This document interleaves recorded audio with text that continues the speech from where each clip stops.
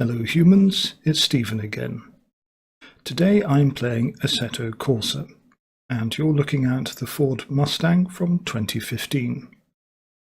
Now, to my mind, there are few things more dismal than a British beach in winter, but Assetto Corsa, in its wisdom, has decided that that would be a perfect location for one of its showrooms, in which you can have a look at the bodywork and model details of your chosen car at your leisure. Now, to me, it looks as though the driver of the car has abandoned it on the beach, having got it stuck in this muddy quagmire, and left it to the elements. I try to think what the salt water is doing to the floor pan at the moment. Now, this is a 5-litre V8. It's got independent rear suspension, so it behaves itself on the track. It has 435 brake horsepower and a top speed of 250 kilometers an hour, which is around 160 miles an hour or so. Don't quote me on that. Now, as the camera pans around, you're going to see in the background a pier, and at the end of it there's some poor soul thinking about the ineluctable modality of life. That's what British beaches in winter will do to you. So let's go somewhere a bit more cheerful. Welcome to Barbagallo in Western Australia. I'll let you watch the Mustang do a lap of the circuit, so I'm going to shut up for a bit.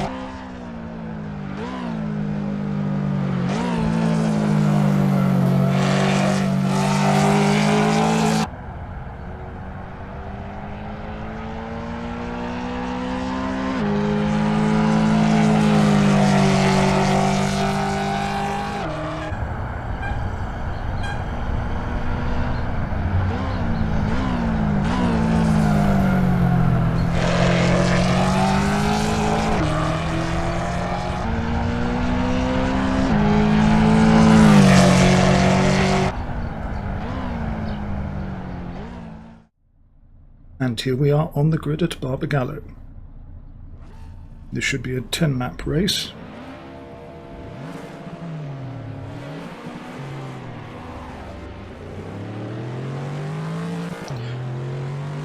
With my traditionally awful start.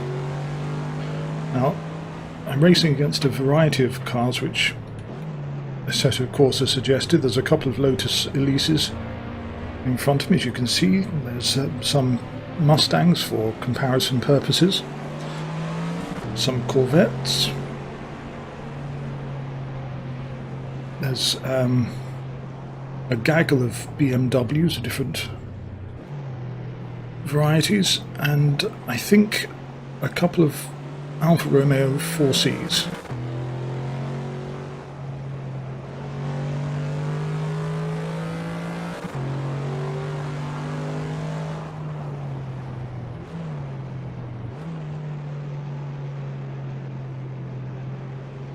So at the moment, we're in Western Australia, Perth to be precise, at Barbagallo Raceway. The circuit opened in 1968-69 and has changed remarkably little since the opening.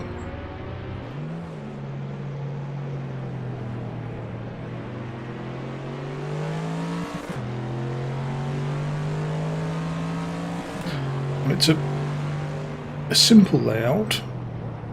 In fact, you could actually accuse it of being rather uninteresting, but its saving grace are some elevation changes, which always help a circuit, I feel, and some very unfriendly cambers, of which this is one.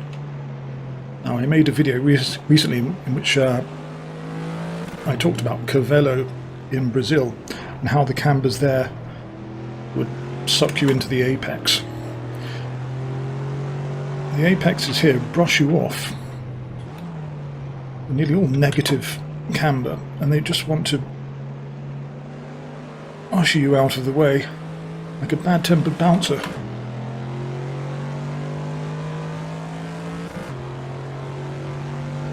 Now, I say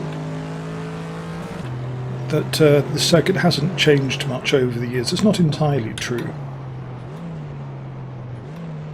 I feel there's a long-lost Sherlock Holmes story somewhere entitled Sherlock Holmes in the Case of the Wandering Pit Lane.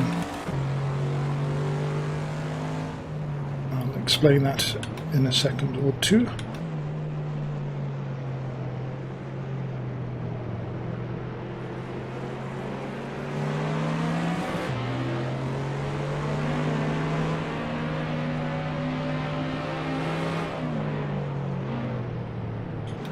As always with a muscle car, it's a bit of a negotiation getting around corners.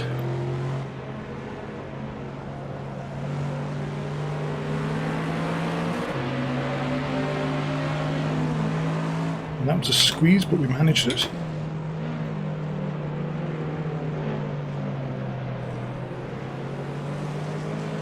Right, back to Sherlock Holmes. Now, when the circuit first opened in 1968, the pit lane was in a different position.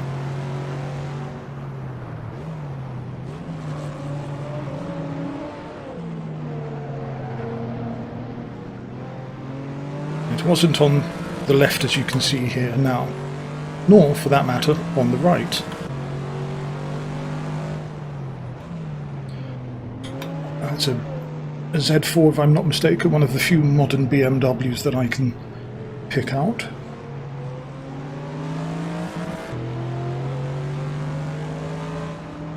A lovely thing it is too.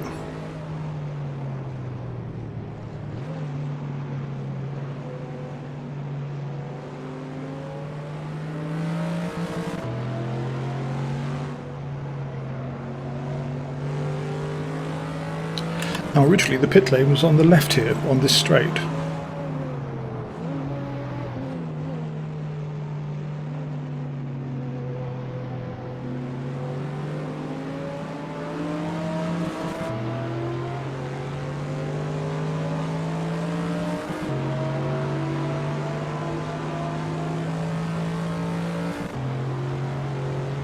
But then 10 years after, in about 1979 or so, it was moved to the straight on the left-hand side.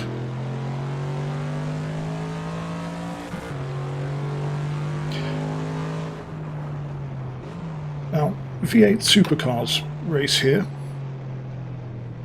The Perth Super Sprint, as it's known, is probably the biggest race of the calendar in this part of the world. But there were many grumbles over the years about the pit lane, saying it wasn't up to scratch. And so, with government help, a few years later, another pit lane was opened on the right-hand side, opposite the second pit lane, the old pit lane. Confused? Yes, I wouldn't blame you. And that's the pit lane that this mod uses for races. I'll put a link for this track, which is a mod I should have mentioned, in the description below the video. And thank you once more to the marvellous modders who produce work like this for people to enjoy.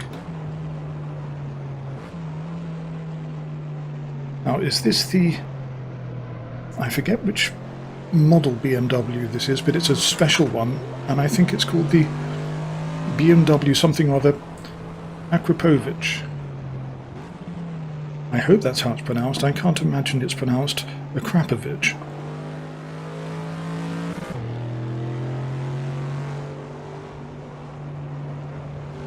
Oh, All sorts of cars race here.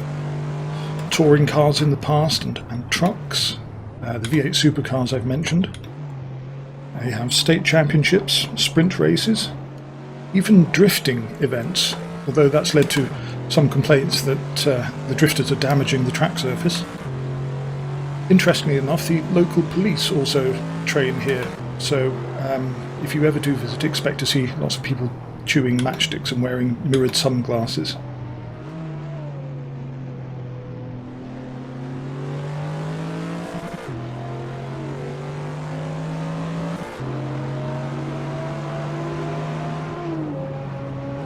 Lap 7 already. How time flies when you're desperately trying to sound as though you know what you're talking about.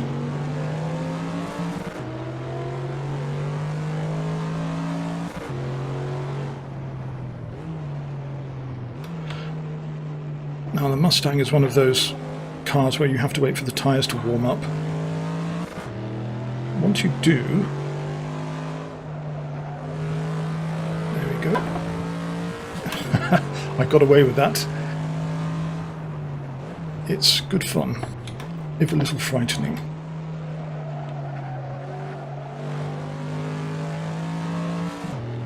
Let's see if I can get a move on. Now that I've got you trapped in the car, I should mention that when it first came out in 2015, it failed a number of safety tests.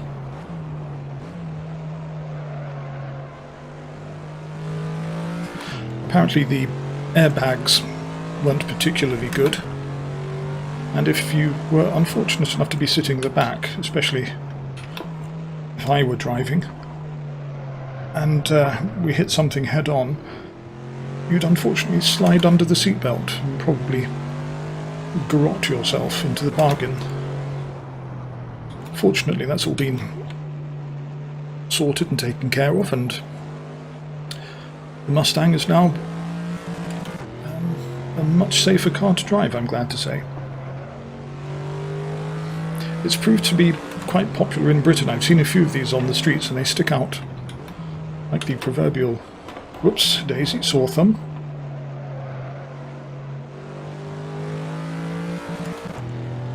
But they look very enticing. They cost under £40,000, which is cheap considering what you get, a genuine V8 American muscle car.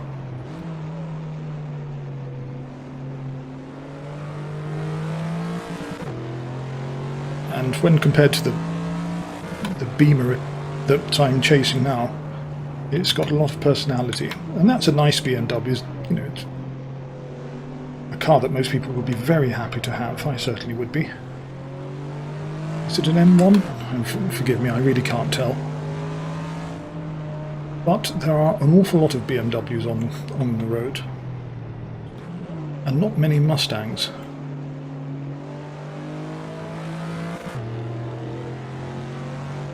And I think I know which one I'd rather see at the moment. There was a racing driver attempted intimidation there, jinking me. Right foot down.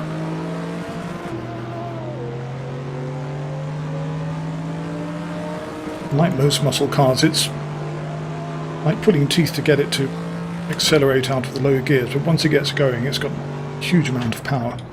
The brakes on this are pretty good as well.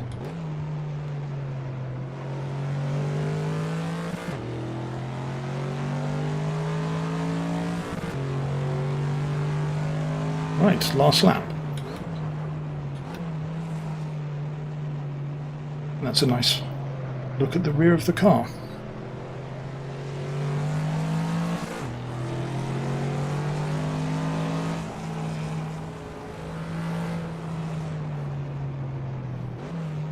Nasty camber here that wants to fling you off the road. And this one too, except if you put your foot down, you can really rag the car around now. This is a very tricky braking zone. But again,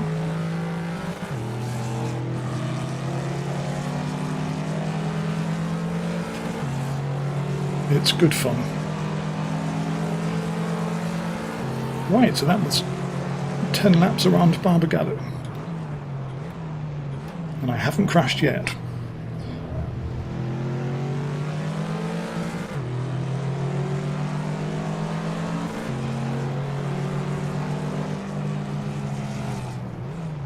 And again, not last.